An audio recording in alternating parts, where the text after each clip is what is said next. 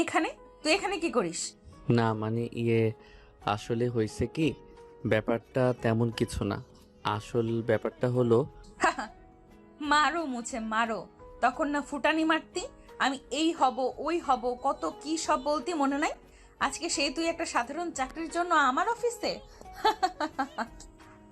তখন সামনে থাকা ছেলেটা উঠে গিয়ে মেয়েটার হাত জড়িয়ে ধরে আর বলতে থাকে, দেখো তোমার সাথে যা হয়েছে, আমার আগের বিষয় নিয়ে কিছু মনে কইরো না। আমার একটা চাকরির খুব দরকার, খুব দরকার। কম করে হলেও 15টা ইন্টারভিউ দিছি, কিন্তু সব জায়গায় আমি ব্যর্থ। তাই বাধ্য হয়ে কোম্পানিতে। থাক, আর বলতে হবে না। আসলে দুঃখের সাথে বলতে হচ্ছে, আমরা তো অ্যাকাউন্টিং ম্যানেজার পোস্টে অলরেডি একজনকে নিয়ে নিচ্ছি, এখন আর কাউকে নিতে পারবো না। প্রিয়াঙ্কার বাচ্চা যত রাগ সব আমার উপরে। তুই দেখা সমস্যা না, কিন্তু আমার চাকরিটা খুবই দরকার। প্লিজ মনটা নরম করো। বাসায় আমার অসুস্থ মা, চাকরিটা খুবই দরকার, প্লিজ। এই ছেলে, তোর তো কথাবার্তা ঠিক নেই। বসের সাথে কিভাবে কথাবার্তা বলতে হয় জানিস না? আসছে চাকরি নিতে, একবার তুই করে বলিস, একবার তুমি করে বলিস, আমি তোর তুই লাগি। কথাটা বলে প্রিয়াঙ্কা আমাকে একটা থাপ্পড় মেরে দেয়। থাপ্পড়টা কি, আমি গালে হাত দিয়ে ভ্যাপাচাকা হয়ে দাঁড়িয়ে আছি ওর দিকে, আর মনের মধ্যে অটোমেটিক গান বাজতে থাকবে। ছলো ছলো নয়নে হাসি মাখা চলনে। ধরো এটাও তো মনে নাই, আমার দ্বারা একটা গানও হবে না। এভাবে অবাক হওয়ার কিছু নেই, তবে একটা জব দেওয়া যায় কিন্তু। কোনো কিন্তু না, যেটা হবে সেটাই আমি করব। আমার কোম্পানিতে পিওন পোস্টে একটা লোক লাগবে, কিন্তু সেখানে যোগ্য লোক দরকার, যাতে কথাবার্তা শুনে, যা অর্ডার করা হয় ভালোভাবে পালন করে। আমি করব। আপনাকে তো এই জব দেওয়া সম্ভব না, আপনার কথাবার্তাই ঠিক নাই। আপনার পরিবার আপনার শিক্ষা দেয় নাই, অফিসে বসের সাথে কিভাবে কথা বলতে হয় জানেন না। এটা আমার প্রথম চাকরি তো, এর আগে ওইভাবে আর কোথাও করা হয়নি। দেখেন, চাকরির একটা শর্ত থাকে, যেটাকে বলে গাইডলাইন রুলস। আপনার বেতন হবে 10,500 টাকা। ডিউটি সকাল 8টা থেকে সন্ধ্যা 6টা। কোনো মিস দেওয়া চলবে না। একদিন বাদ দিলে আপনার বেতন থেকে টাকা কাটা হবে। জি আমি রাজি। সিগনেচার করেন এই জায়গায়। শাওন কাগজটা হাতে নিয়ে পড়তে থাকে। সে দেখে ওখানে 5 বছরের এগ্রিমেন্টের চুক্তি। ওখানে 5টা রুলস লিখে দেওয়া আছে। 1, কোনো কারণে কোনো অবস্থায় সে এই কোম্পানি থেকে যেতে পারবে না 5 বছর পুরনো হয়ে আগে। 2, সে যদি কোনো কারণে কোম্পানি থেকে যায়, জব ছেড়ে তার বিরুদ্ধে আইনগত ব্যবস্থা নিতে পারবে। 3, সে চলে গেলে নিজের ইচ্ছায় এটা বদলতে 10 বছরের জেল খাটতে হবে। 4, কোনো অবস্থাতেই তার বেতন বাড়বে না এবং অফিস মিস দিলে বেতন কাটতে থাকবে। 5, কোম্পানির ম্যাম যা বলবে সেটা যে বা যেখানেই হোক, কোম্পানির বাইরে বা ভেতরে, সে মানতে বাধ্য থাকবে। আজব ব্যাপার, এটা আবার কেমন নিয়ম? এইসব আবার কোনো নিয়ম হলো নাকি? আমাদের কোম্পানির এটাই নিয়ম, কাজ করলে করেন, না করলে ফুটেন। জি আমি রাজি। এরপর আমি সিগনেচারটা করে দিলাম। আগামীকাল থেকে আপনার জয়েনিং, এখন গো। ম্যাম একটা কথা বলতাম। না মানে, আজব ব্যাপার, বেয়াদবের মতো এত হেয়ালি না করে বলতে পারছেন না? না মানে আমি কিছু টাকা অ্যাডভান্স করতেন, আমার খুব উপকার হতো। আর আমি তো এগ্রিমেন্ট লেটারে সিগনেচার করে দিলাম, চাইলেও তো এখান থেকে যেতে পারবো না। দয়া করে যদি। কথাটা শুনে প্রিয়াঙ্কার মনটা নরম হলো। এই যে এখানে 5,000 টাকা আছে, বাকিটা মাস শেষে। টাকাটা নিয়ে শাওন প্রিয়াঙ্কার হাত চেপে ধরে তারপর একটা চুমু দিয়ে বলতে থাকে, থ্যাংক ইউ সোনা পাখিটা। বেয়াদব কোথাকার, এক্ষুনি তোকে আমি অফিস থেকে বের করে দিব। তুমি যে চাইলে আমাকে আর বের করতে পারবে না। কথাটা বলে শাওন প্রিয়াঙ্কার দিকে একটা চোখ মারে। তারপর সে ওখান থেকে চলে যায়। আর এইদিকে আরে ভাই রে ভাই, আমি ভাবতাম ওরে আমি আমার জালে ফাঁসাবো, এখন তো দেখছি কাহিনীটা উল্টো হয়ে গেল। বজ্জাত পোলা আমারে 3 বছর জ্বালাইছে, এখন আমি আবার পাকনামো করে নিজের ঘাড়ে নিজেই বিপদ ডেকে আনলাম। হায় রে, তবে ও আমাকে চেনে না। ওরে আমি এমন খাটানো খাটাবো যতটা পরিমাণ মানুষ একটা কুত্তারাও খাটায় না। এভাবে প্রিয়াঙ্কা নিজে নিজে ভাবতে থাকে। অন্যদিকে শ্রাবণ ওখান থেকে বের হয়, মানে অফিস থেকে সোজা ফার্মেসিতে চলে যায়, গিয়ে কিছু ঔষধ কেনে, তারপর বাসার উদ্দেশ্যে রওনা দেয়। এই ব্যস্ত নগরীতে গরমে যেখানে এক পা হাঁটা কষ্টকর, সেখানে শাওন পার পা দিয়ে হাঁটতে থাকে শুধুমাত্র কিছু টাকা ভাড়া বাঁচানোর জন্য। জীবনে প্রতিটা মানুষের জীবনে এমন কিছু সময় আসে যে তারা খুব করে 5 টাকার মর্ম বুঝে যায়। 10 টাকা তো দূরের কথা, এই 10 টাকা 5 টাকা বাঁচানোর জন্য তারা 5 মিনিট, 10 মিনিট কেন 15 মিনিটও হাঁটতে দ্বিধাবোধ করে না। এটাই বাস্তবতা। আর এই শিক্ষাগুলো সারা জীবন থেকে যায়, মানুষ চাইলেও ভুলে যাইতে পারে না। কি রে বাবা, আসছিস তুই? হ্যাঁ আম্মু। আব্বু কই? এই তো শুয়ে আছে। বাবা, তোমাদের আর টেনশন করতে হবে না, আমি একটা চাকরি পেয়েছি। বেতন শুরুতে একটু কম হলেও আমরা দিব্যি খুব ভালোভাবে থাকতে পারবো। আলহামদুলিল্লাহ, তাই যেন হয়। আমি জানি তোমাদের এখানে থাকতে অনেক কষ্ট হচ্ছে, আমি বা কি করব বলো? আমারও তো হাত পা বাঁধা, আমারও তো ইচ্ছে করে তোমাদেরকে আগের মতো ওই জায়গায় ওই পরিবেশে নিয়ে রাখতে, কিন্তু তা কি আর সম্ভব? কিছুদিন কষ্ট করো, দেখো তোমরা একদিন আমাদের সব কষ্ট দূর হয়ে যাবে। আর তোমার ছেলেটা এখন চাকরি করে, একটা জব করে, দেখিও আমাদেরও দিন ঘুরবে। আরে না বাবা, আমাদের কষ্ট হবে কেন? দেখ আমরা কত ভালো আছি। এই কি আসার সময় এত বাজার করলি, এত খাবার, আমরা কি তিনজনে খেতে পারবো? মায়ের কষ্ট লুকানো দেখে শাওন আর নিজেকে আটকে রাখতে পারে না। সে মাকে ধরে কান্না করতে থাকে আর মনে মনে ভাবতে থাকে যে মা একটা সময় এত এত বাজার, এত এত খাবার ফ্রিজের এক কোণায় ফেলে রাখতো, সে আজকে ছোট্ট এক ব্যাগ বাজার দেখে এমন করে। আরে পাগল ছেলে, এমন করিস কেন? এভাবে কেউ কান্না করে? আমরা এখানে হাজার গুণ ভালো আছি ওই বড় বড় দালান থেকে। না আছে কোনো টেনশন, না আছে কোনো চিন্তা ভাবনা। এখানে আছে কত ছোট ছোট বাচ্চা। বস্তির আশেপাশের মানুষগুলো, পাশে বাসার, এরা অনেক ভালো। সবার মধ্যে কোনো অহংকার নেই। আমাদের এখানে এসে গল্প করে, আড্ডা করে, মন খুলে তাদের সাথে কথাবার্তা বলি, কোনো টেনশন নেই। আর সব সময় নিশ্চিন্তে আল্লাহর ইবাদত করতে পারি। এর জন্য আল্লাহ বলেন, যার যত আছে তার তত বেশি টেনশন। তোমার জন্য যতটুকু আছে, যা তা নিয়ে তুমি সন্তুষ্ট থাকো। নিশ্চয়ই তোমাকে পরীক্ষা করা হবে। আমাদের পরীক্ষা চলছে বাবা, হাসি মুখে থাকবি, কোনো বিষয়ে মন খারাপ করবি না। তারপরেও বাবা, ও তো আমার নিজের বোন ছিল, তোমার নিজের মেয়ে। আম্মু তোমারই তো মেয়ে, ছোট থেকে এত কষ্ট করে বড় করলে, আমাদের সাথে এমন কিভাবে করতে পারলে? আমাদের সাথে এমন কিভাবে করতে পারলো বলো? কিভাবে পারলো এমন করতে? কারো জিনিস কেউ নিয়ে জীবনে কোনো দিন সুখী হতে পারেনি রে। তোকে আল্লাহর থেকেও ডাবল ফেরত দিবে, দেখিস, মন খারাপ করিস না। তারপরে শাওনের আম্মু রান্না করতে চলে যায় আর শাওন হাত মুখ ধুয়ে ফ্রেশ হয়ে নেয়। এর মাঝে পাশের বাসা থেকে শ্যামলী চলে আসে। ও কাকা, কেমন আছো? ভালো হয়নি? তখনই শুভর আব্বু শুভর দিকে চোখ ইশারা দেয়।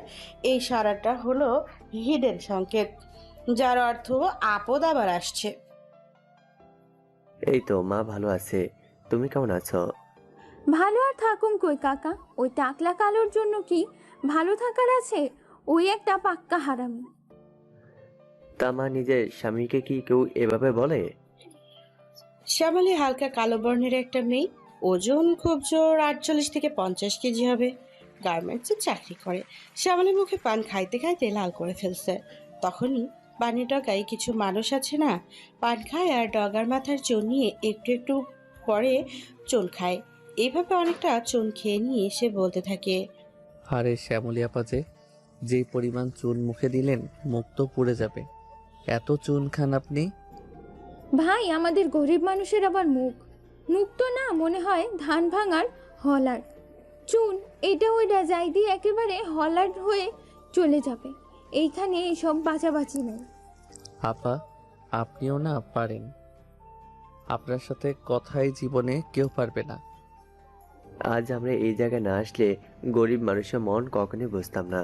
তার মুখে যাই বলুক, ভেতর থেকে তারা কতটা নিঃস্বার্থভাবে পরোপকারী। এদের মন সত্যি অতুলনীয়। শ্যামলীকে দেখ, চাচি অসুস্থ বলে রান্না করতে চলে গেল। কথাটা বাবা তুমি সত্যি বলছো? আসলে এরা মনের দিক থেকে অনেক ভালো।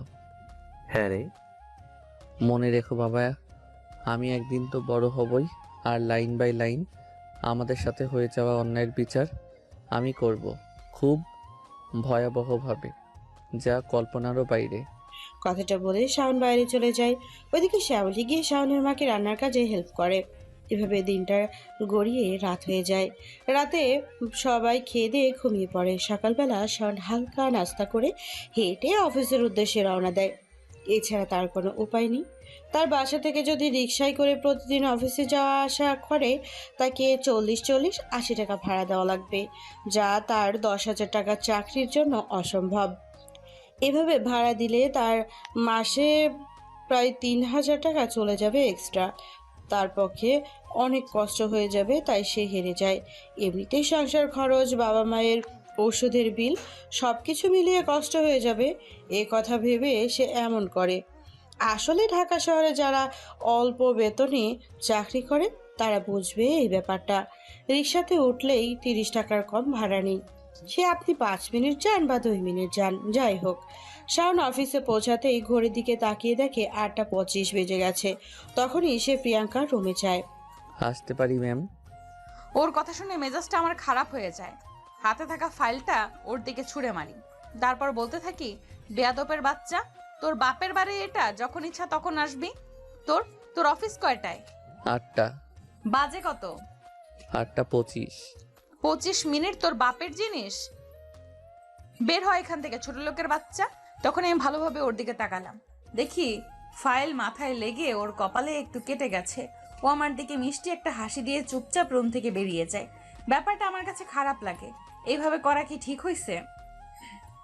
ঠিকই আছে, নির্লজ্জটা আমাকে 9টা মাস কম কষ্ট দেয় নাই। ওর পা পর্যন্ত ধরা বাকি ছিল। একটা রাস্তার কুত্তাও মনে হয় কোনো কিছুর জন্য এমন করে না, কিন্তু তাও আমার কথা শুনে নেই। সেই দিন কতগুলো মানুষের মাঝে আমাকে ছেড়ে চলে যায়। ওর সাথে তো আরো খারাপ ব্যবহার করা উচিত আমার। কি ব্যাপার, অফিসে নতুন নাকি? জি।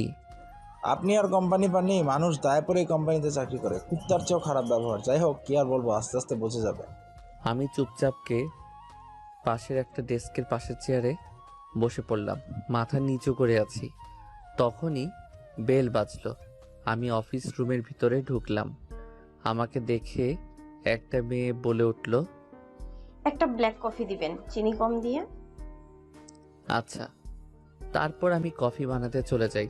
জীবনে ওইভাবে কফি বানাইনি। তারপরও ইউটিউব দেখে দেখে বানালাম। তারপরে অফিসের ওই মেয়েটার কাছে নিয়ে গেলাম। আপনি কি নতুন? জি, আমি এখানে নতুন কাজে এসেছি, মানে পিয়ন। তা বলিনি, এটা আমি জানি যে আপনি এখানে নতুন কাজে এসেছেন। তবে আপনার কফিটা খেয়ে মনে হচ্ছে যে আপনি নতুন কফি বানাইছেন। এর আগে ওইভাবে কফি বানাননি। জি ম্যাম। কোনো কি সমস্যা? আরে পাগল, চিনির পরিবর্তে লবণ দিয়েছেন কেন? এই যা মান সম্মান শেষ। সরি ম্যাম, আসলে দেন, আমি এক্ষুনি ঠিক করে আনছি। না থাক, তবে কফিটা দারুণ লাগছে, নতুন টেস্ট, লবণ কফি। হা হা হা। আপনাকে দেখে মনে হয় আপনি কোনো শিক্ষিত পরিবারের ছেলে বা শিক্ষিত হতে পারেন। তবে আপনি এখানে পিয়ন পোস্টে, ব্যাপারটা আসলে। না ম্যাম, আসলে আমি খুব একটা শিক্ষিত পরিবারের ছেলে না। খুব গরিব পরিবারের একটা ছেলে। অনেক চাকরি খুঁজছিলাম কিন্তু পাইনি। কিন্তু মোটামুটি পড়ালেখা জানি। তবে চাকরি না পেয়ে বাধ্য হয়ে এখানে এই জবটা করতে বাধ্য হই। বাসায় অসুস্থ বাবা মা, সব মিলিয়ে আমার আর উপায় ছিল না। বাহ, আপনি তো মনে হচ্ছে খুব দায়িত্ববান ছেলে। তা কোন ক্লাস পর্যন্ত লেখাপড়া করেছেন? জাহাঙ্গীরনগর বিশ্ববিদ্যালয় থেকে অনার্স কমপ্লিট করছি। পলিটিক্যাল সায়েন্স সাবজেক্টে। কথাটা শুনেই নীলার গলায় হালকা কফি বাঁধার মতো অবস্থা। কাশি দিতে দিতে বলতে থাকে, কি বললেন? জি, যা শুনছেন তাই। আপনি এমন একটা এডুকেটেড ছেলে হয়ে পিওনের চাকরি করছেন? ব্যাপারটা অবিশ্বাস্য। বাই দ্য ওয়ে, আমি যতটুকু শুনেছি আমাদের ম্যাম নাকি জাহাঙ্গীরনগর ইউনিভার্সিটি থেকে উনিও পলিটিক্যাল সায়েন্সে পাশ করেছেন। আপনি কি চেনেন তাকে? আপনাদেরই তো সিনিয়র জুনিয়র বা সমবয়সী ডিপার্টমেন্টের হতে পারে। না ম্যাম, আমি এভাবে চিনি না তাকে। কি ব্যাপার, এখানে প্রেম প্রীতি চলছে? ফষ্টি নষ্টি করার কোম্পানি চালাই না আমি? এই বেয়াদব মেয়ে, কাজ ফেলে এত কথা কিসের? কতবার কলিং বেল বাজাইছি আমি। পিয়নের কি কান খারাপ? কথা কানে যায় না? না ম্যাম, আসলে কপালে একটু ইনজুরি টেপ লাগিয়ে বসেছিলাম, তখনই এই ম্যাম কফির জন্য অর্ডার দিল। আমি তো শুধু কফি দিতে আসছিলাম। কফি দিতে আসা কি পার্সোনাল পড়াশোনার কথা নাকি? প্রেম প্রীতির কথা আমি ভালোই শুনছি। কেন, আপনি কি লুকাই লুকাই আমাদের ফলো করছিলেন বা কোনো কারণে? অতি উত্তরে প্রিয়াঙ্কাকে একটা থাপ্পড় মেরে দেয় আর বলতে থাকে, 2 মিনিটে তোরে আমার কেবিনে যেন দেখি। কথাটা বলেই আমি আমার ডেস্কে চলে গেলাম। কি ব্যাপার, ম্যামকে দেখে মনে হলো কোনো কারণে জেলাস?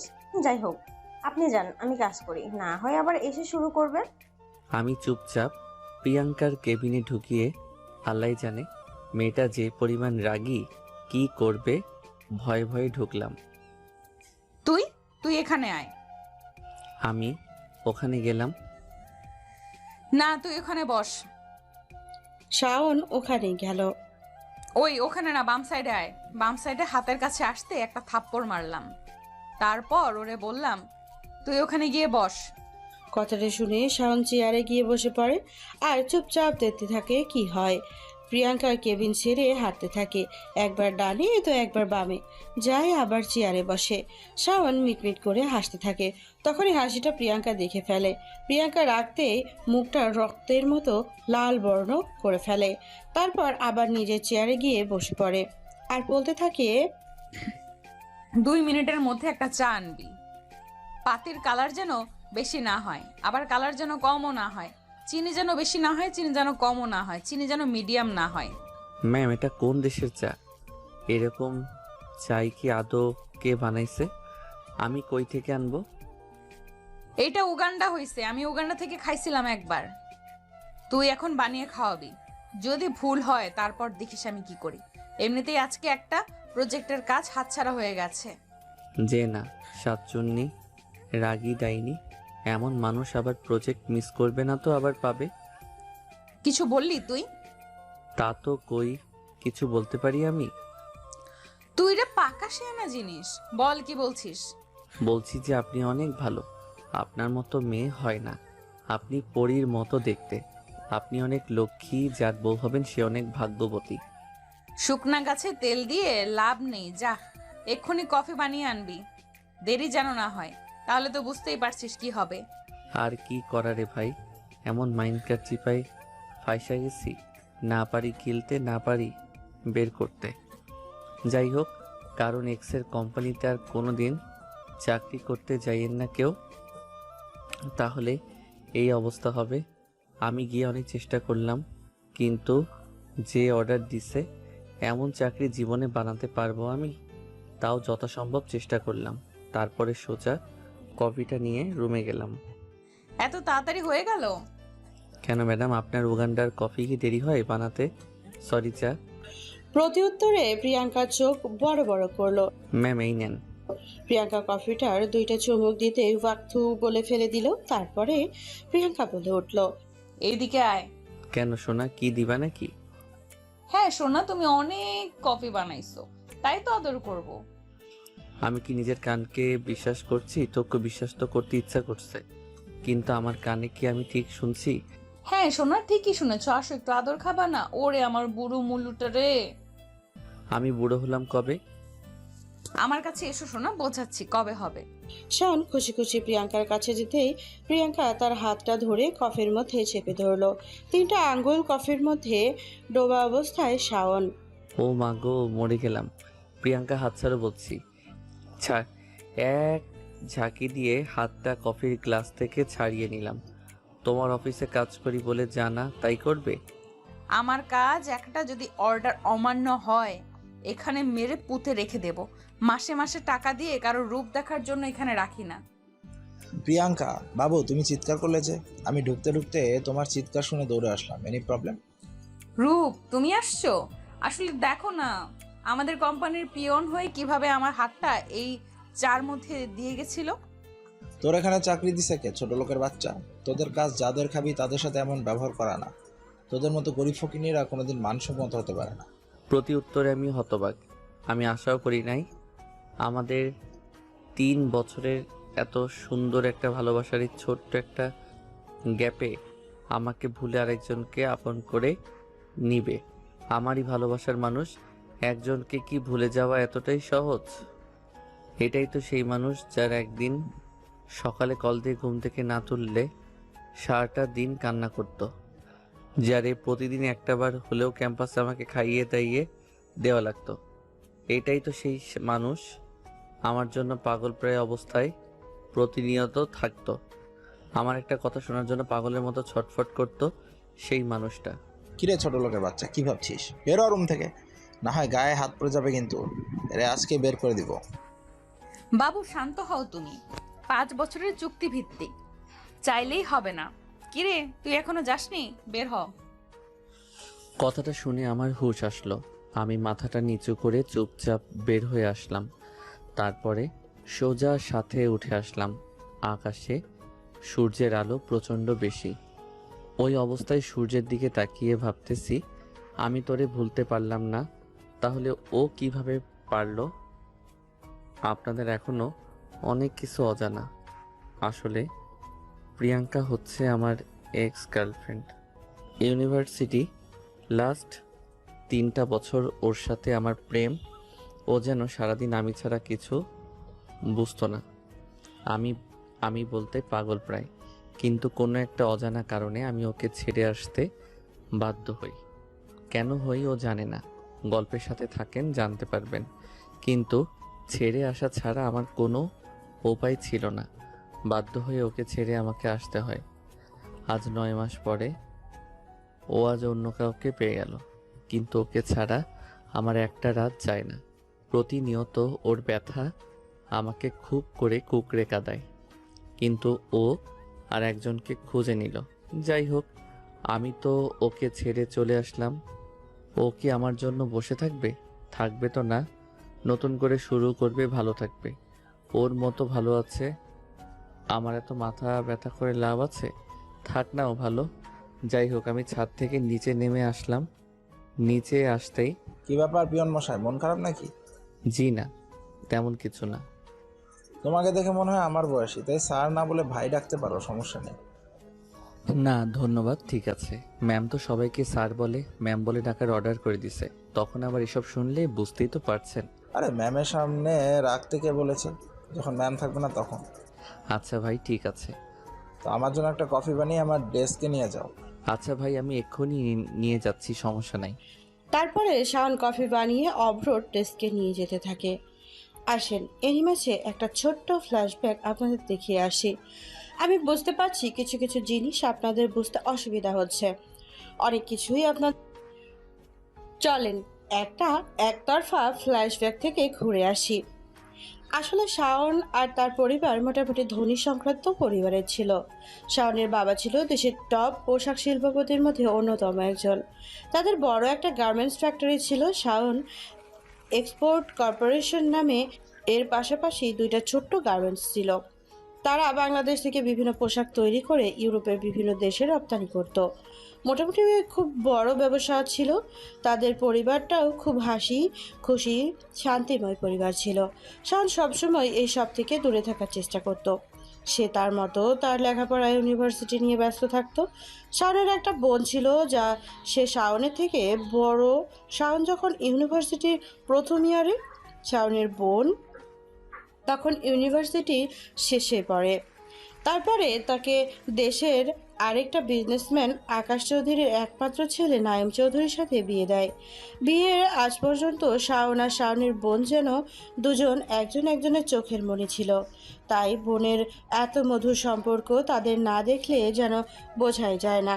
একজন আরেকজনের ছাড়া খাবারের যেন খেতে চাইতো না। এরই মাঝে বিয়ের প্রথম একটা বছর বেশ ভালোই ছিল। বিয়ের 1 বছর পর শাওনের বোন তো তার শ্বশুর বাড়িতে থাকতো। এদিকে শাওন তার ইউনিভার্সিটি নিয়ে ব্যস্ত। পাবলিক ইউনিভার্সিটিতে ক্লাস করাই লাগবে, না হয় ইন কোর্স মার্ক দিবে না, তাই তাকে ইউনিভার্সিটিতে থাকতে হতো। এরই মাঝে শাওনের বাবা একদিন অসুস্থ হয়ে যায়। তাই এত বড় ব্যবসা শাওনের বাবার পক্ষে দেখা অসম্ভব হয়ে যায়। তখন তাদের ব্যবসার মধ্যে শাওনের দুলাভাই ঢোকে। সবারই বিশ্বাস ছিল শাওনের দুলাভাই আর শাওনের বোন তাদের নিজেরই মানুষ। কিন্তু 1.5 বছর না যেতেই তাদের বোনের যেন চেহারা বদলাতে থাকে। একদিন একটা এক্সপোর্টের ডিল ফাইনালের কাগজ বলে শাওনের বোন আর শাওনের দুলাভাই শাওনের আব্বুর থেকে অনেকগুলো পেপারে সিগনেচার নেয়। ওইটার মাধ্যমে শাওনের আব্বুর 3টা গার্মেন্টস যত ব্যবসা প্রতিষ্ঠান ছিল শাওনের দুলাভাই নিজের নামে করে নেয়। নাইম চৌধুরী কিন্তু শাওনের বোন জানতো যে শুধু গার্মেন্টস, সেই ব্যবসা যেমন আছে তেমনি থাকবে, শুধু গার্মেন্টসগুলো তার নিজের নামে করতে হবে। সঞ্জিতা চৌধুরী তাই মনে করেছিল, কিন্তু নাইম চৌধুরী তার বউরে লোক দেখায়, তার নামে করার কথা বলে সব নিজের নামে করে নেয়। তারপরে তাদেরকে বাসা থেকে বের করে দেয়। সঞ্জিতা চৌধুরী তার ভাই বেশি ভাবে বলে হিংসা থেকে নিজের নামে সবকিছু করতে গিয়ে আজ তার বাবা মাকে রাস্তায় নামিয়ে দিল। কিন্তু শাওনের বাবার নাম 2টা অ্যাকাউন্ট ছিল ব্যাংকে। শাওনের বাবা মনে করেছিল সব হারালো তার টাকা দিয়ে সব আবারও ঘুরে দাঁড়াবে, কেননা ওই সময় তার ব্যাংকে 200 কোটি টাকার ওপরে ছিল। কিন্তু সে ভালোভাবে গিয়ে ব্যাংকে খোঁজখবর নিয়ে দেখে ওই টাকাটাও তারা বুদ্ধি করে তার অ্যাকাউন্ট থেকে সরিয়ে নিয়েছে। তারা আর উপায় না পেয়ে শাওনকে নিয়ে চলে আসে। কষ্টে দুঃখে ক্ষোভে যেখানে যায় মানুষ বলে নিজের মেয়ে তাদের সাথে এমন করলো। তাই তারা একটা নিরিবিলি স্থানে, যেখানে কেউ তাদের চেনে না, একটা জায়গায় চলে আসে। কারণ তখন সবেমাত্র ইউনিভার্সিটি শেষ করবে এমন অবস্থা। সে ফাইনাল এক্সাম দিয়ে যখন রেজাল্টের জন্য অপেক্ষা করছে তখন ঘটে এমন অবস্থা। রেজাল্টের পেয়ে অনেকগুলো জায়গায় চাকরির জন্য ট্রাই করছে, কিন্তু কোথাও সম্মতির লক্ষণ পায়নি। এটা বাংলাদেশ। আপনার যতই ভালো রেজাল্ট থাকুক না কেন, যতই ভালো থাকুক না কেন, আপনার ভালো রেফারেন্স না থাকলে আপনার জব হবে না, ঘুষ দেওয়ার মতো টাকা লাগবে না, হয় ভালো চাকরি পাবেন না। এমন তো বিসিএস এর প্রশ্নতেও টাকা দিয়ে কিনতে পাওয়া যায়। এটাই বাংলাদেশ। উপায়ান্তর না পেয়ে লাস্টে একটা কোম্পানিতে অ্যাকাউন্টিং ম্যানেজার পোস্টে চাকরির জন্য যায়, কিন্তু তার অবস্থা এতটাই করুণ ছিল, প্রচুর পরিমাণে টাকার দরকার ছিল। তাই সে পিয়নের চাকরি করতেও রাজি হয়ে যায়। বাকিটা তো আপনারা জানেনই। যখন শাওনের জীবনে এইভাবে ঝড় বয়ে যাচ্ছে, তাই সে বাধ্য হয়ে তার ভালোবাসার মানুষটাকে ছাড়তে বাধ্য হয়, কেননা তার অনিশ্চিত জীবনে সে এখন আর কাউকে জড়াতে পারবে না। অনেক ভেবেচিন্তে দেখে তার জীবনে আসলে প্রিয়াঙ্কার অনেক কষ্ট হবে, সে মানিয়ে নিতে পারবে না। তারপর সে প্রিয়াঙ্কাকে নিজের বিষয়ে ভুল বুঝিয়ে ছেড়ে চলে আসে। এক বুক ভরা কষ্ট নিয়ে। ফ্ল্যাশব্যাক শেষ। যাই হোক, আশা করি ছোট্ট একতরফা ফ্ল্যাশব্যাকে আপনারা অনেক কিছুই বুঝতে পারলেন। তো চলুন প্রজেক্ট শুরু করা যাক। ভাই আপনার কফি। এই তো এখানে রাখো। আমি কফিটা দিয়ে চলে আসলাম, তখনই আবার বেল। একে একে আরও 9 জনকে নাস্তা কফি দিলাম। সারাটা দিন 200-300 মানুষকে এভাবে কফি দিতে দিতে আমার চলে যায়। 3টা তালা বিল্ডিং, একবার উপরে একবার মাঝে একবার নিচে, দৌড়াতে দৌড়াতে আমার জীবনটা শেষ প্রায়। এর উপরে প্রিয়াঙ্কার অত্যাচার তো আছে। জীবনে এমন পরিস্থিতি আমার জীবনে আসবে তা অকল্পনীয় ছিল। আজ বাস্তবতা আমাকে এমন জায়গায় দাঁড় করিয়েছে। আজ খুব করে চিৎকার করে কাঁদতে ইচ্ছা করে, কিন্তু পারি না। না পারি কাঁদতে, না পারি সহ্য করে থাকতে। এটাই হয়তো আমাদের ছেলেদের জীবন। আসতে এত দেরি হলো যে? একটা কফি আনেন, আবার চিনির জায়গায় লবণ দিন না। না না ম্যাডাম, এতদিনে শিখে গেছি, আর ওরকম ভুল হবে না। তবে আপনার ফেস কাটিংটা কেমন যেন চেনা চেনা লাগছে। মনে হয় যে এর আগেও টিভিতে মনে হয় দেখেছি, কি একটা শিল্প টাইপের অনুষ্ঠানে। না না ম্যাডাম, ওইটা আপনার মনের ভুল। এমন হবে কেন? আমার মতো গরিব মানুষ আবার থাকবে টিভিতে? বাবা এত বিলাসিতা। তবে আপনি কিন্তু অনেক হ্যান্ডসাম আছেন। ম্যাডাম, এইভাবে বলবেন না, লজ্জা লাগে। আপনার আবার লজ্জা আছে? আমি শুনেছি মানুষের লজ্জা থাকে। আমি কি অন্য কিছু যে আমার লজ্জা থাকবে না? ম্যাডাম, একটা পিয়নের সাথে এত কথা বললে আপনার মান সম্মান যাবে। তার উপরে প্রিয়াঙ্কা ম্যাডাম দেখলে তো রেগে আগুন জ্বলে যাবে। বুঝি না শাকচুনির এত সমস্যা কেন, নিজে তো সারাক্ষণ। যাই হোক, যান আপনি কফিটা নিয়ে আসেন। তারপরে শাওন গিয়ে কফি নিয়ে এসে নীলাকে দেয়। এভাবে দেখতে দেখতে বেশ 2-3 মাস চলে যায়। প্রথমের তুলনায় শাওনের উপরে যারা তখন অত্যাচার বেশি করছে প্রিয়াঙ্কা, এখন উঠতে বসতে শাওনকে অপমান করে। প্রথম প্রথম মুচকি হাসি দিয়ে প্রতিরোধ করার চেষ্টা করলেও এখন যেন তার এটা অভ্যাস হয়ে গেছে। কেননা সে বুঝে গেছে তাকে শাস্তি দেওয়ার জন্য এভাবে 5 বছরের জন্য ফাঁসিয়ে দিয়েছে। সে হাজার কষ্ট যন্ত্রণা বাস্তবতার মাঝেও নিজের লেখাপড়াটা চালিয়ে যাচ্ছে। বিভিন্ন ভালো চাকরির পরীক্ষার ইন্টারভিউ দিচ্ছে, কিন্তু বারে বার চা খাওয়ার নাস্তা খাওয়ার জন্য টাকাই চায়, 15-10 লাখ। উপায় না পেয়ে শাওন ডিসিশন নেয়। না, এভাবে আর হবে না। আমাকে সিভিল সার্ভিস বাংলাদেশ বিসিএস এর জন্য ট্রাই করতে হবে। না হয় অসম্ভব, শুধু এ দুয়ার ও দুয়ার ঘুরে বেড়াবো, কিন্তু জব পাবো না।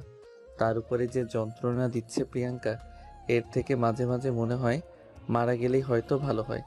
যাই হোক, একটা ভালো জবটাকে পাই, তারপরে এটার ব্যবস্থা করা যাবে। এসব ভাবতে ভাবতে আম্মু খাবার নিয়ে আসলো। বাবা, তোর আসতে আজকে রাত হলো যে? বাবা, তুমি তো দেখছই ওই এখানে বেতন কম, তার উপরে যে পরিমাণ পরিশ্রম করায়। আমি আরেকটা জব খোঁজার চেষ্টা করছি, কিন্তু সব জায়গায় টাকা চাই। কি করব বুঝতে পারছি না। আমার মনে হয় তুই তো পলিটিক্যাল সায়েন্সে পড়ছিস, তুই বিসিএস প্রশাসন ক্যাডার পরীক্ষা দিতে পারিস। আমি বিশ্বাস করি আমার ছেলে অনেক মেধাবী, তার ইনশাল্লাহ হয়ে যাবে। এমন মেয়ে পেটে রেখে আমি কি বড় ভুল করলাম? আজ আমার ছেলের এই অবস্থা। যেই আমরা একটু সময় হাজার হাজার মানুষকে চাকরির ব্যবস্থা করতাম, আজকে সেই আমার ছেলে। আল্লাহ গো, এদিন দেখার আগে আমাকে নিয়ে গেলে না কেন? এভাবে বলে না, আল্লাহ নারাজ হবে। নিশ্চয় ধৈর্যশীলদের সাথে আল্লাহ আছে। ধৈর্য ধারণ করো, তাই দেখবে আমাদের দিন আবার ভালো হবে। শুধু ধৈর্য ধরো।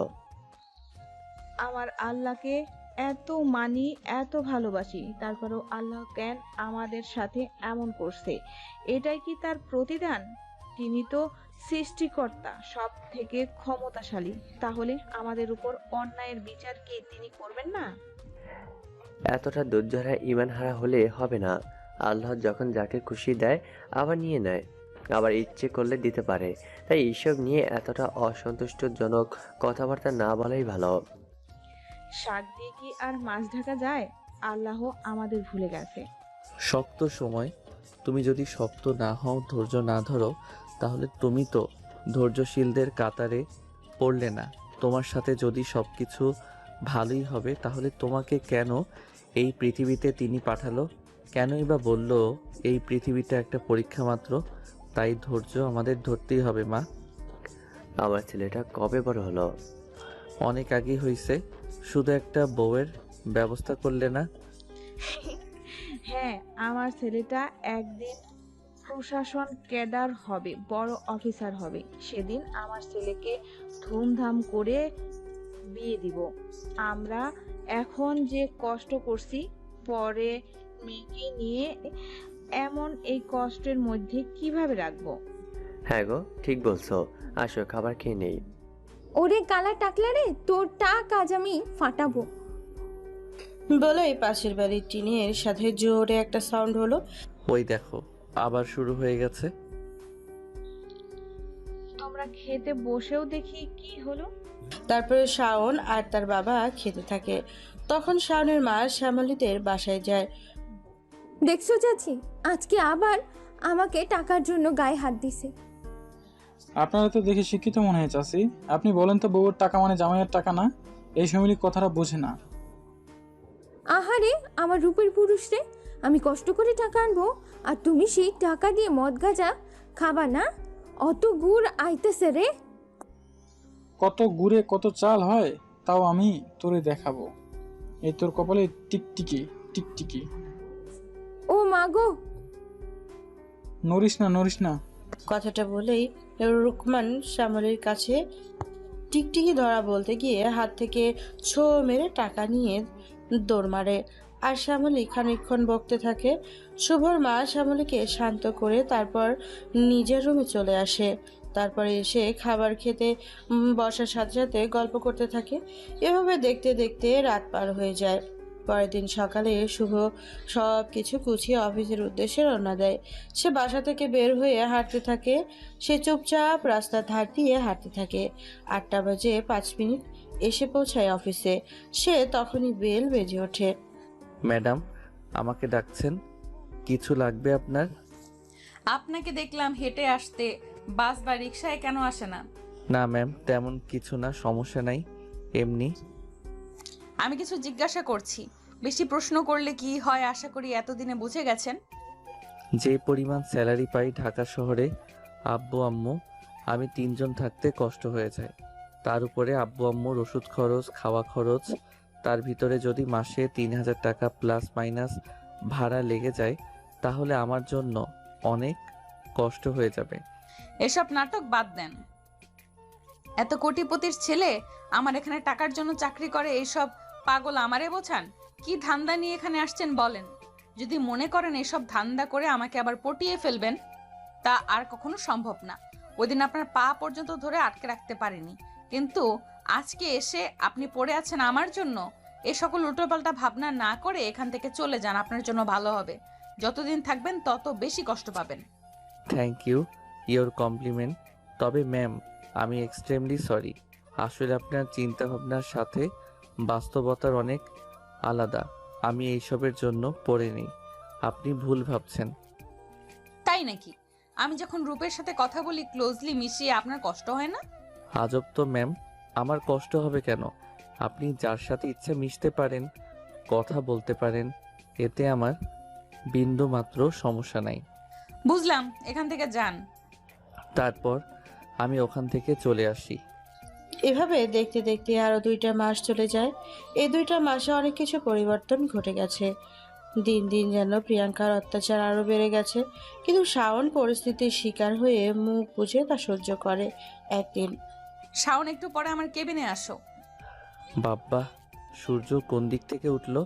আমি কি স্বপ্ন দেখছি? যে মানুষটা দিনরাত আমাকে কষ্ট দেওয়ার ধান্দা করে, সে আজকে নিজের মুখে এত সুন্দর ব্যবহার।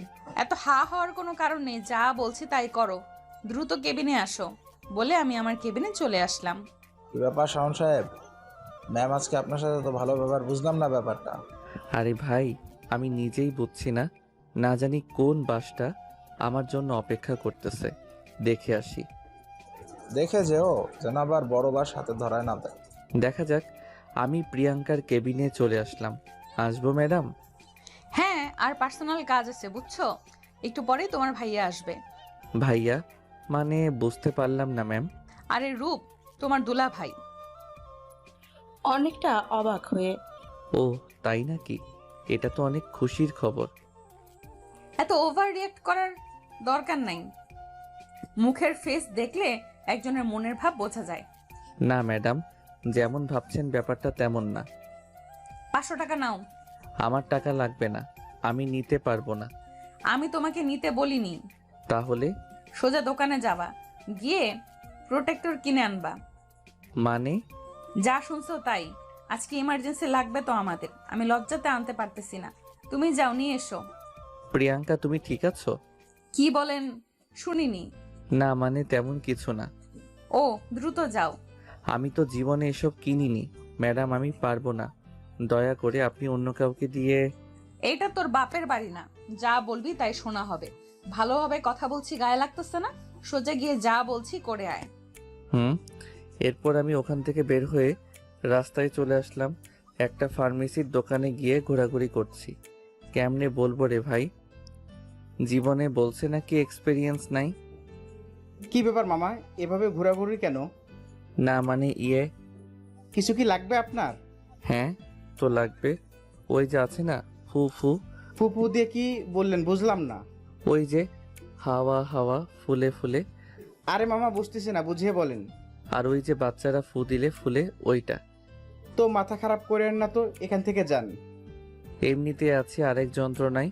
নিজের ভালোবাসার মানুষ অন্যের লাগে নাকি কি করবে, তার জন্য আমাকে দিয়ে উল্টাপাল্টা কিনেছে। আমি হাসবো না কাঁদবো ভাই বুঝতেছি না। কি ব্যাপার, চুপ হয়ে গেলেন কেন? আরে ওই যে বাচ্চারা খেলা করে ফু দিলে ফুলে ওইটা।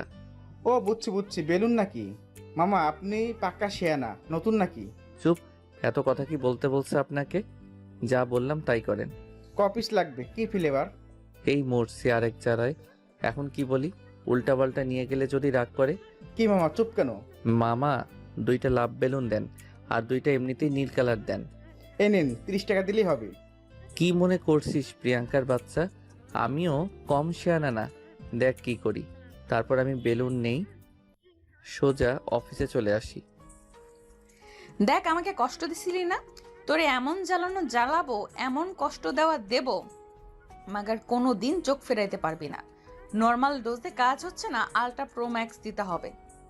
এসব মনে মনে আমি ভাবছি, তখনই আমার টেবিলের উপরে থাবা দিয়ে শাওন বলে উঠল, এই যে আপনার প্রোটেক্টর, কোথায় সাজাতে হবে বলেন, আমি ফুলে বেঁধে দিচ্ছি। আমি অনেক সুন্দর সাজাতে পারি। ওই পিয়নের বাচ্চা, তোর এত বড় সাহস! তোরে আমি আনতে বলছি? তোরে আমি কি আনতে বলছি আর তুই কি আনছিস? ম্যাম, আমি যা বুঝি তাই আনছি। কথাটা শুনে প্রিয়াঙ্কা তার চেয়ার থেকে উঠে শাওনের শার্টের 2 কলার ধরে বলতে থাকে, অনেক সে আনা না, ভাঙবি তবু মচকাবি না। ম্যাম, এইভাবে করলে পিছন থেকে কেউ এসে পড়লে ভাববে যে আপনি আমাকে চুম্মা দিচ্ছেন। যে মানুষ বলা বলি করবে ম্যাডাম একটা পিয়নকে ধইরা চুম্মা দেই, আপনার মান সম্মান চাঙ্গে উঠে যাবে। তখন আমি ওর কলারটা ছেড়ে দিলাম। তোরে তো আমি দেখে নিব শাওনের বাচ্চা। কেন?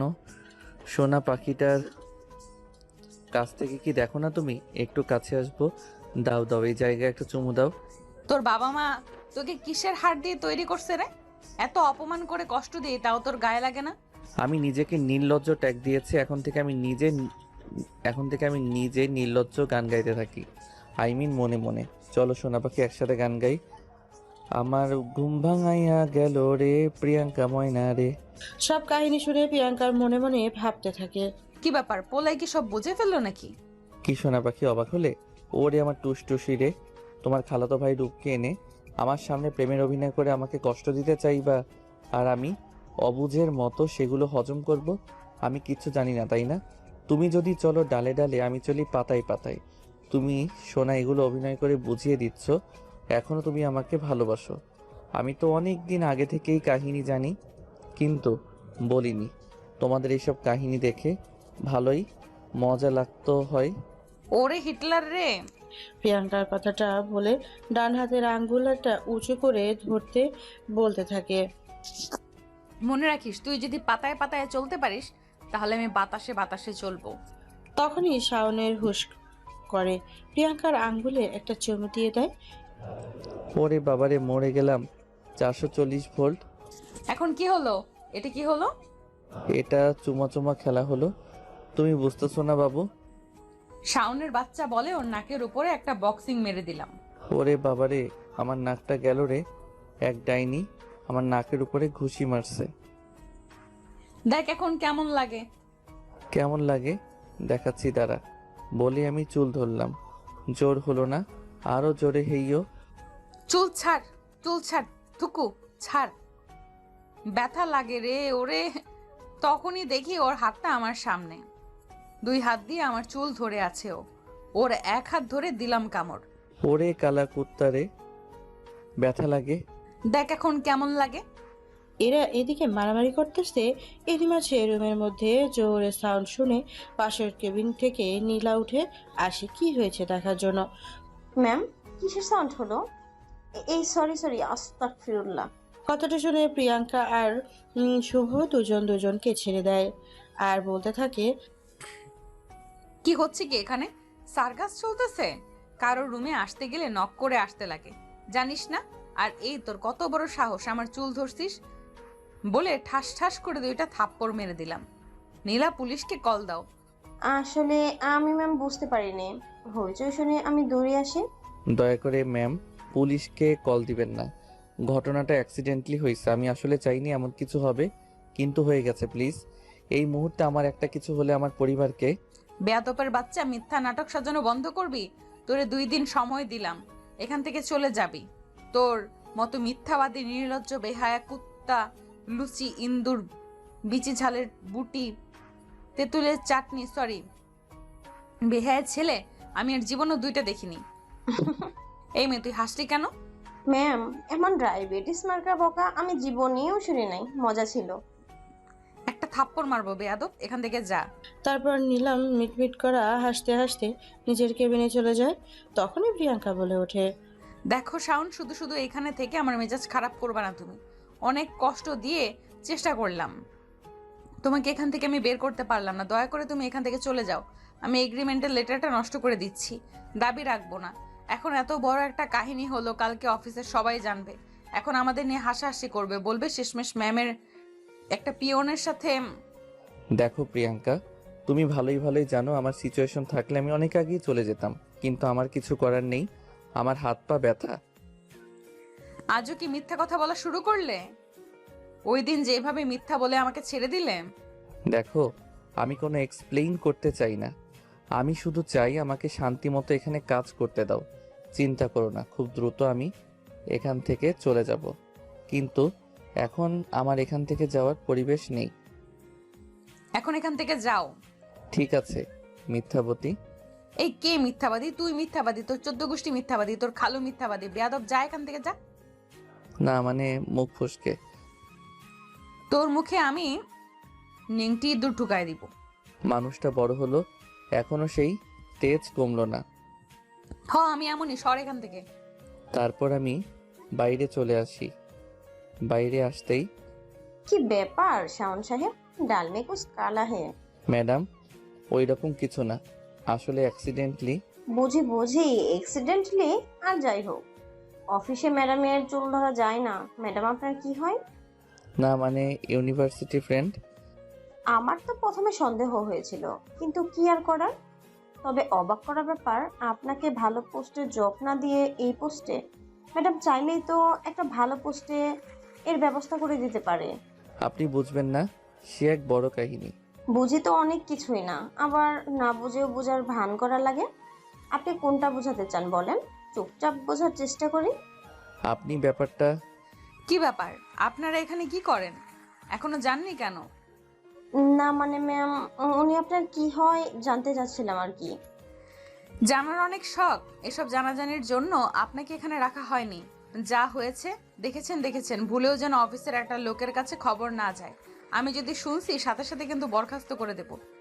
না না ম্যাডাম, এমন হবে কেন? আমার চাকরিটা অনেক দরকার। এমনিতেই একটা ভালো চাকরি গেলে আর পাওয়া কষ্ট। আমি এক্ষুনি যাচ্ছি এখান থেকে। তারপর আমি আমার নিজের কেবিনে চলে আসলাম। বাবা, হাঁপ ছেড়ে বাঁচলাম। পিয়ন থেকে তুই এখন, আবার তুই থেকে তুমি। বাবা, একটা মানুষের কত রূপ। দেখেছো, তুমি এখনই সবাই উল্টা ভাবছে। এসব কথাবার্তা বাদ দাও। আবু বাইরের অফিসের কাজে ছিল প্রায় 1 বছর অফিসের সব কাজ আমাকে কন্ট্রোল করা লাগছে। পরশু আব্বু অফিসে আসবে, তারপরেই আমার ছুটি। আমি চাই না কোনো সিন ক্রিয়েট হোক, তাই আমি চাচ্ছি তুমি চুপচাপ এখান থেকে সরে যাও। সম্ভব না। অতি উত্তর না দিয়ে প্রিয়াঙ্কা ওখান থেকে চলে যায়। এভাবে অফিস টাইম ছুটি হয়ে যায়। শাওন রাস্তা দিয়ে হাঁটতেছে আর ভাবতেছে, না চাইতে জীবন আর আমাদের থেকে কত কিছু কেড়ে নেয়, আমাদের শখ আহ্লাদ, আর না জানি কত কি। হায়রে জীবন, আর কি খেলা দেখাবি? এই খেলায় যে আমি আর পারছি না, প্রচুর ক্লান্ত আমি, আমাকে সান্ত্বনা দেওয়ার মতো কেউ নেই। ও আল্লাহ। এসব ভাবতে ভাবতে শাওন বাসার দিকে রওনা দেয়। হাঁটতে হাঁটতে, ভাই ফুল নেন না একটা ফুল।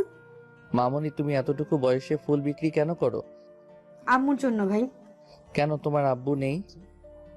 না, বাপে তো আমাদের ফেলায় রেখে গেছে। হায়রে, ছোট বাচ্চাটাও সুখী নেই। তাহলে পৃথিবীতে আসলে সুখী কে? আমি সুখী মানুষ পাইলাম না। ভাই কি ভাবেন? নেন না একটা ফুল। কত টাকা? একটা গোলাপ 20 টাকা। এই নাও, তুমি আমাকে একটা গোলাপ দাও। তারপরে গোলাপটা না দরকার পড়লেও কিনলাম। কিছু লাগুক আর না লাগুক, এরকম অসহায় মানুষদের দেখলে এদের থেকে কিছু কিনতে হয়। আপনার প্রয়োজন না হলেও আপনার কেনাটা তার প্রয়োজন মেটায়। তারপর বাসার উদ্দেশ্যে রওনা দিলাম। একটু পরে বাসায় পৌঁছে গেলাম। বাসায় ঢুকতেই দেখি শ্যামলীর মার সাথে গল্প করে। কি গো ভাই, গোলাপ ফুল কে দিছে? চাচি দেখছেন আপনার পোলারেও গোলাপ ফুল দেয় মায়ারা। আরে শ্যামলী আপু, ব্যাপারটা এমন না। বুঝি বুঝি ব্যাপারটা কেমন আমরা। কি হয়েছে রে? ফোনটা কই পাইলি?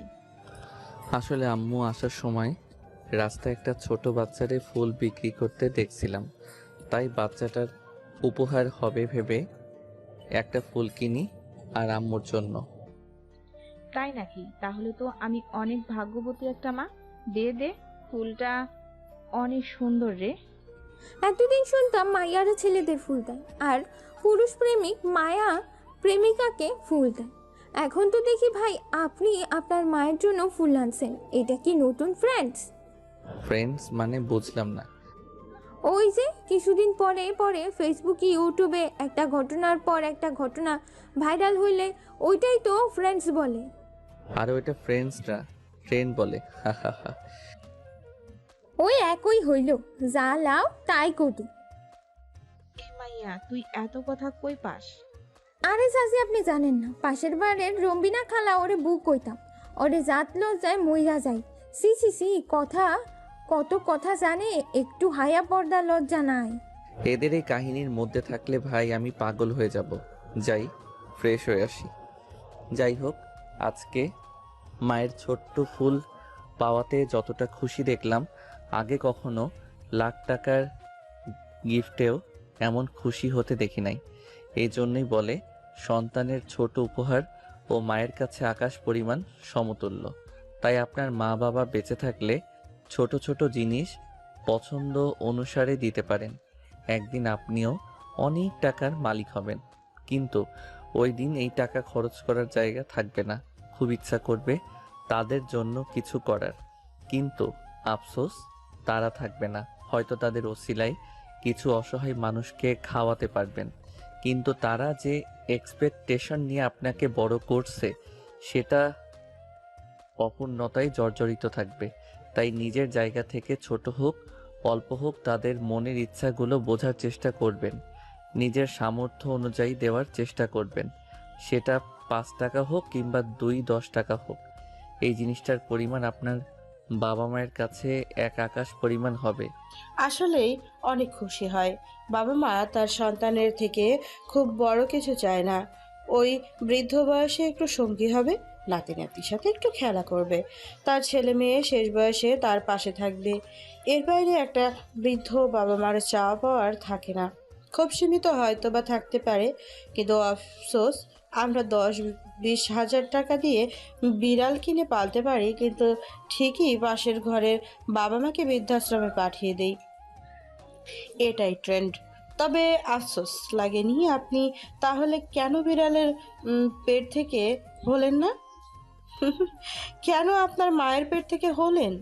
আপনার তো 20-25 বছর পর্যন্ত তারা আপনার পেছনে কুত্তার মতো পরিশ্রম করে বড় করলো, কিন্তু কি দিন শেষে পশু পাখি পালন করার টাকা হয়, বাবা মায়ের ঔষধ কেনার টাকা হয় না।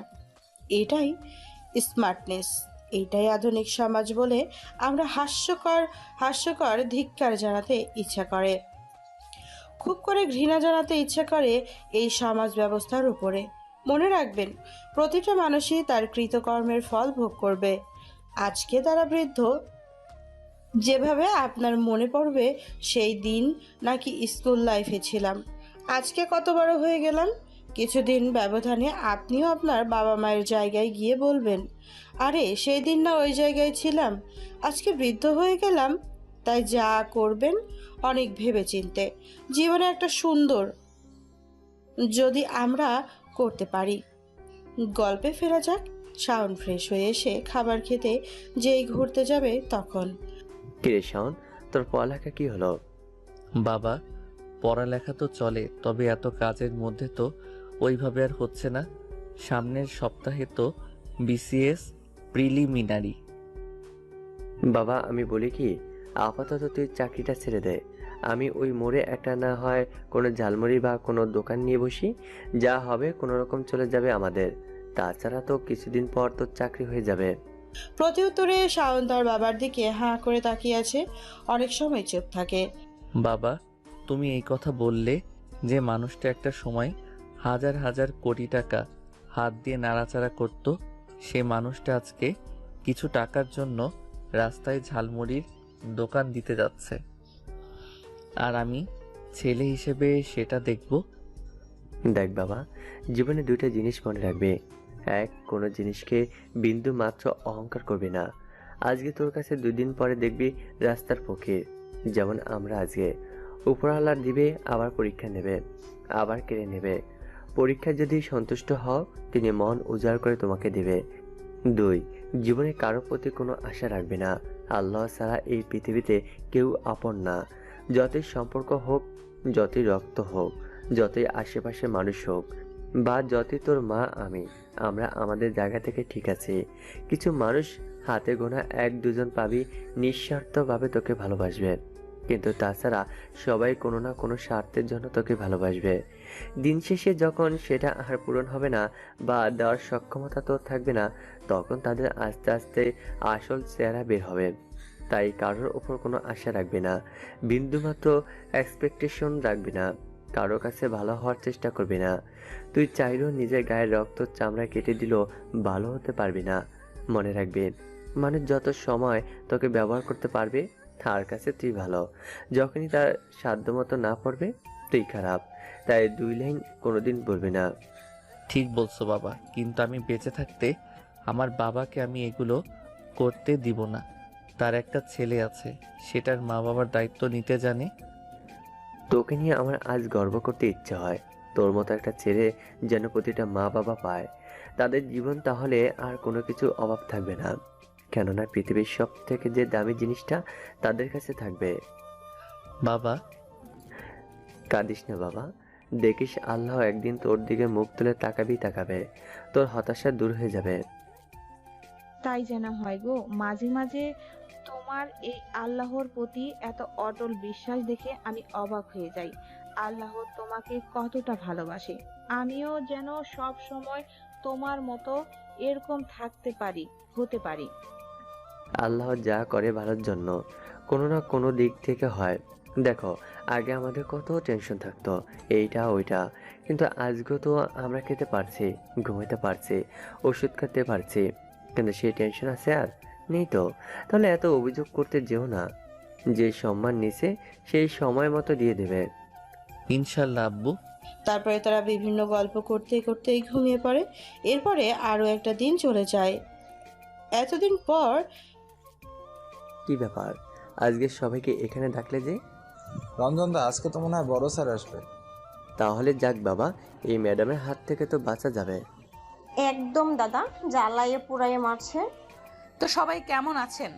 আশা করি ভালো। আজকে সবাইকে এই জায়গায় ডাকার একটাই উদ্দেশ্য। আপনারা জানেন বিগত 1 বছর আমি নিজের সর্বোচ্চ দিয়ে দায়িত্ব পালন করেছি। হয়তো এর মধ্যে কোনো রুড বিহেভিয়ার কারোর সাথে হয়েছে বা হয়নি, তবে অফিসের সব কিছু ঠিক করার জন্য এমন কিছু করতে আমি বাধ্য ছিলাম। আশা করি ব্যাপারটা আপনাদের কাছে all clear. So I hope you are all happy. So আজকে আমার সাথে আমার সম্মানীয় বাবা সাহাব চৌধুরী আছেন। আমি তার কাছে সব দায়িত্ব বুঝিয়ে এখান থেকে সরে যাচ্ছি। আশা করি আপনারা আমার উপর কোনো অসন্তুষ্টি রাখবেন না। না না ম্যাডাম, আপনার মতো মানুষ কি হয়? লাখে একটা। স্যার অনেক ভাগ্য করে আপনার মতো মেয়ে পেয়েছে। বাবা, এমন মেয়ে কি হয় সহজে? ভাই দেখেন, তেল মারা শুরু হয়ে গেছে প্রমোশনের জন্য। একটু আগেই নিচ থেকে খারাপ বললো, আর এখন আর কত কিছু দেখবো, দেখার ন্যায় শেষ। ধন্যবাদ রঞ্জক তোমাকে। আশা করি আমার মেয়ে সব কিছুই ঠিকঠাক পালন করেছে। সে অনেক দায়িত্ববান একটা মেয়ে। যাই হোক, এই ছেলেটাকে নতুন লাগে? জি না, মানে তোমাকে কোথায় যেন দেখেছি। দেখেছি, মনে পড়ছে না? খুব চেনা চেনা লাগছে তোমার মুখটা। না না স্যার, চিনতে যাবেন কেন? হয়তো কখনো রাস্তায় দেখতে পারেন বা কোনো জায়গায়। না না, তোমার মুখটা অনেক মনে পড়ে না ঠিক। ও মনে পড়ছে, তুমি না শিল্পপতি শফিউল্লাহর ছেলে, যার বাড়ি ব্যবসা সব কিছুই তার জামাই নিজের নামে লিখে নিয়েছে। শফিউল্লাহ তো একদিন মিটিংয়েই তোমার ছবি দেখাইয়াছিল আমাকে। সময় ব্যস্ত, তাই তোমাকে আর দেখা হয়নি সামনাসামনি। তোমার বাবা কোথায়? অনেক খুঁজছি, কিন্তু ওই সবার পরে তো উধাও। না না, ভুল ভাবছেন, আমি তো উনি নই। বাবা মিথ্যা বলছে, ওর নাম শফিউল্লাহ। আরে হ্যাঁ, আমি জানি তো, ও তো শফিউল্লাহর ছেলে। ও জাহাঙ্গীরনগর ইউনিভার্সিটিতে পড়েনি? হ্যাঁ বাবা। বিষয়টা আউট অফ কন্ট্রোল দেখে শাওন ওখান থেকে দৌড়ে বের হয়ে যায়। এই ছেলে, কই যাও? দাঁড়াও বলছি, দাঁড়াও। কে শোনে কার কথা? শাওন এক দৌড়ে বের হয়ে যায়। তারপর ওই বাবা আমি না, তোমার কথা বুঝলাম না, একটু খুলে বলবে কাহিনীটা কি? আরে কিছুদিন আগে। তারপরে সমস্ত ঘটনা প্রিয়াঙ্কা তার বাবাকে খুলে বলে। কি বলছো তুমি? এসব মাথা ঠিক আছে তোমার? আরে ঠিক আছে, তুই তো নিউজ টিউজ দেখতেই চাস না, এসব খবর রাখবি কই থেকে? কতগুলো টিভি চ্যানেলের ব্যাপারে নিউজ করলো না? তখনই প্রিয়াঙ্কা ফোন হাতে নিয়ে চ্যাট জিপিটিতে এর ব্যাপারে সার্চ দেয়। সাথে সাথে সেই উত্তরে যা পেল অবাক হয়ে গেল। নিচে কিছু টিভি চ্যানেলের ইউটিউব লিংক পেল, সময় টিভি, আর সে যেন হতবাক। আচ্ছা বাবা, এই ঘটনাটা কত তারিখে হয়েছে? সম্ভবত 12 থেকে 13 জুলাই। তুই তার একটা হবে, শিওর না আমি। তুই ওখানে পরে দেখ, পাবি তো। 13ই জুলাই? আরে আমাকে 15ই জুলাই মানে ওর ব্যাপার। বাবা আমি আসছি বলে এক দৌড়ে বাড়ি চলে আসলাম। পাগলের মতো হন্য হয়ে শুভকে খুঁজতে লাগলাম, সাথে ড্রাইভার সহ আরো 2 জনকে লাগাই দিলাম খুঁজতে। এতদিন নাকি ভুলটাই না বুঝেছি আমি। পাগলটারে কত কষ্ট দিছি, কিন্তু ও আমার ভালোর কথা ভেবে নিজে এত বড় স্যাক্রিফাইস করে গেল। আর আমি দিনের পর দিন কিনা অত্যাচারটাই করেছি, সেটা মুখ বুজে সব সহ্য করে গেল। না, ওকে আমাকে খুঁজে বের করতেই হবে। শাওন, ওই শাওন কই তুমি? অন্যদিকে কি হলো ব্যাপারটা? দেশের টপ বিজনেসম্যানের ছেলে আমাদের কফি চা টানতো। ঠিক হয়েছে, চাকরির জন্য একবার গিয়েছিলাম, অযোগ্য বলে নেয়নি। আজকে তার ছেলে আমাদের চা টানছে। রঞ্জন ভাই, আপনার মন এত ছোট? ছি। তো যাই হোক, এই ব্যাপারটা এখানেই ক্লোজ। যে যার কাজে যাও, মন দিয়ে কাজ করো। আসলেই কিছু মানুষ অযোগ্য থাকলে নিজেকে রঞ্জনের মতো ছোট লোক পরিচয় দেয়। আমরা কখনো এমন ক্যারেক্টারের অন্তর্ভুক্ত হব না। আমরা এখন মানুষের অন্তর্ভুক্ত হব, যা হবে সব দিক দিয়ে পারফেক্ট, যাতে কথা কখনো আটকে না যায়। যাই হোক, প্রিয়াঙ্কা অন্য হয়ে শাওনকে খুঁজতে থাকে, কিন্তু তাকে যেন হুট করে চোখের আড়াল থেকে হারিয়ে ফেলেছে। কি হলো বাবা, আজকে এত সকালে চলে আসলি? না, চাকরিটা করা হবে না গো। কেন, কিছু হয়েছে কি? এক লম্বা কাহিনী, বাদ দাও। আমি চাই না শুধু শুধু ওখানে থেকে ঝামেলা হোক। তুই যখন বলছিস আমাদের ভালোর জন্যই, তোকে প্রশ্ন করব না। চিন্তা করিও না, এতদিন কম বেশি যা টাকা জমাইছি, অন্তত 2-3 মাস তো চলতে পারবো আমরা।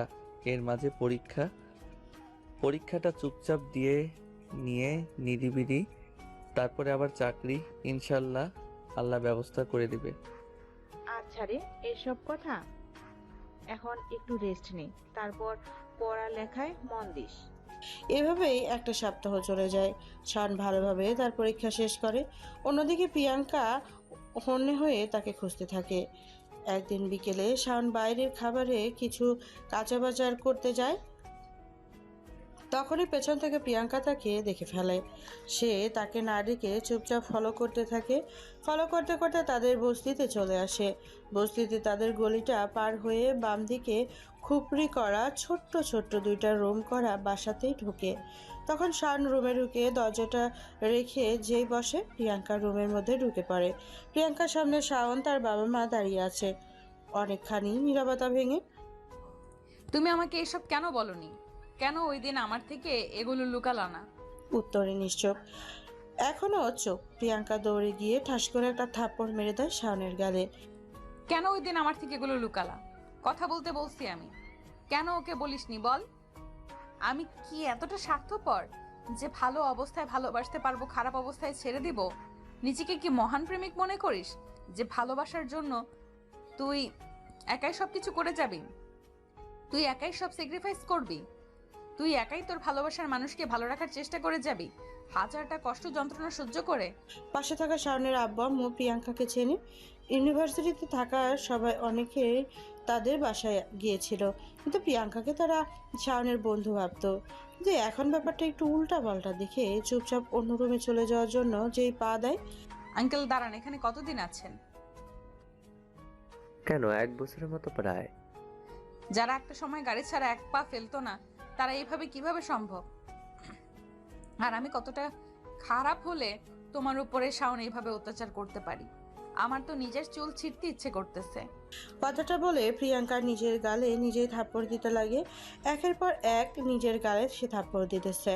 তখনই প্রিয়াঙ্কার হাত চেপে ধরে আর প্রিয়াঙ্কা শাওনকে জড়িয়ে ধরে হু হু হু করে কাঁদতে থাকে আর বলতে থাকে, কেন এমন করলে গো? জানো আমার কত কষ্ট হয়েছিল? এর থেকে আফসোস লাগে একটা বছর কি কষ্টটাই না দিলাম আমার পাখিটাকে, আমার ঘুঘু পাখি। হইছে হইছে, মারলে কি মারের দাগ উঠে যায়? এখন আর এত ঢং করা লাগবে না। প্রিয়াঙ্কা শাওনের চোখের দিকে তাকিয়ে, সরি মাফ করবা না? বলো করবা না গো ঘুঘু পাখি? আমি বুঝিনি, বিশ্বাস করো, বুঝলে কখনো এইভাবে তুমি কেন আমাকে বললে না? কেন সবকিছু লুকিয়ে গেলে? আমার কি কষ্ট হয় না বলো? কথাটা বলে প্রিয়াঙ্কা আগের মতো তার ঘামা নাকের একবার এইদিকে একটা হাত দেয়, একবার ওইদিকে একটা হাত দেয়, তারপরে শাওনের নাকে হাত দিয়ে আর কান্না করতে থাকে। এই অবস্থা দেখে শাওনের হাসি আটকে রাখতে পারে না, জোরে হা হা করে হেসে ওঠে। এখানে কি সিনেমা চলছে? বাবা মার সামনে কি হচ্ছে? সরি আম্মু, আমার ভবিষ্যৎ আম্মু। আমি তোমার বৌমা, একমাত্র বৌমা, শুধুমাত্র বৌমা, কিন্তু মাত্র বৌমা, অনলি ওয়ান পিস। কথার জালে প্রথমে ইমপ্রেস করে এমনিতেই মেয়ে হিসেবে তোমাকে আগেই ভালো লাগতো, বুঝেছো? তলে তলে যে এত দূর তা তো জানি না। তোমার বাবার নাম কি? সাহাব চৌধুরী। তুমি সাহাব চৌধুরীর মেয়ে? জি। তুমি আসছো, ভালো কথা। তোমার বাবা যেন না জানে। ইয়ে মানে আমি আসার সময় তো বাবাকে বলে দিছি ইনফর্ম করে, এই কিছুক্ষণের মধ্যেই চলে আসবে। বলা শেষ, একটু পরে হাজিরও হয় সে। বন্ধু, তুমি এই পরিবেশে? সত্যি আমার আজ লজ্জা লাগছে। না, তেমন কিছু না। আমি এখানে অনেক ভালো আছি, অনেক ভালো। তারপরেও আমার খারাপ সময় তুমি পাশে না থাকলে আমি আমার ব্যবসাটা ফিরে পেতাম না। আজ তুমি তোমার খারাপ সময়ে একটাবার আমাকে খবর দিলা না। নিজের রক্তের মানুষ, তাও নিজের মেয়ে জামাই যখন এমন করলো, কোন লজ্জায় খবর দিতাম? মুখ ছিল আমার। ব্যাপারটা কষ্টকর, তাই বলে আমি জানি না। এখন তুমি আমার সাথে চলো, তোমাকে আমি একটা ফ্লাইটে উঠিয়ে দিই। বাবা, তোমার সাথে কিন্তু আমার মারামারি লেগে যাবে। আমি আবার কি করলাম? তুমি আমার শ্বশুরকে কোন সাহসে ফ্ল্যাটে উঠাতে বলো? আমার শ্বশুর আমার সাথে থাকবে। তোমাকে বলেছিলাম না, ওই যে আমার ক্যাম্পাসের। ও, তাহলে এই সেই ছেলে? ভালোই তো, চয়েস আছে তোর, বলতে হবে। আমি এক কথায় রাজি। দেখ সাহাব, আগে হলে এইসব কথা আমি ভাবতাম, কিন্তু এই মুহূর্তে এসব হয় না। আমাদের আসলে এমন অবস্থা যে আমার পক্ষে এই বিয়ে মানা সম্ভব না।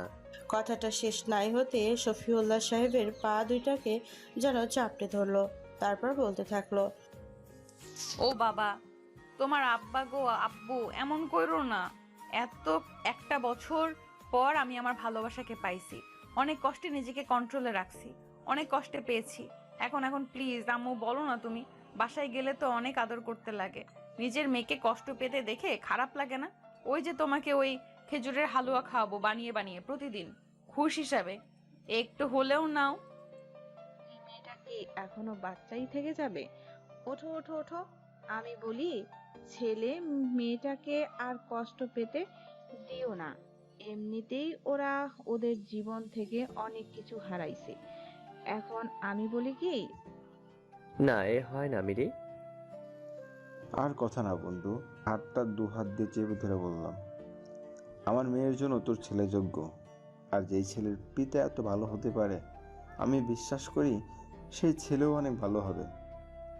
আমার আজকে এই জায়গায় আসার সম্পূর্ণ ক্রেডিট তোর। প্লিজ মেনে নে, তুই কষ্ট পেতে দিস না। তখন শাওন মিনমিনিয়ে বলে ওঠে, বাচ্চা না চাই, যেই ডাইনি ডাইনি ফার্মেসিতে দেয় উল্টাপাল্টা কিনতে। কি বললি তুই? হচ্ছে বাসায় যে। না কিছু বলিনি তো। এত মিনমি নিয়ে কথা বলা লাগবে না। বাসায় গিয়ে কিছুদিন পর বিয়ে করে তারপরের মন ভরে কথা বলিস। হার্ট স্ট্রোক করলাম বলে 1 ঘন্টাও পারবো না বসে থাকতে। এখান থেকে বিয়ে দিয়ে নিয়ে যাবা, এই আমি বসলাম। কথাটা বলে নিচে বসে পড়ে প্রিয়াঙ্কা। প্রতি উত্তরে সবাই হাহা করে হেসে ওঠে। একটু পরে সবাই সবকিছু গুছিয়ে প্রিয়াঙ্কাদের বাসার উদ্দেশ্যে রওনা দেওয়ার জন্য প্রস্তুতি নেয়।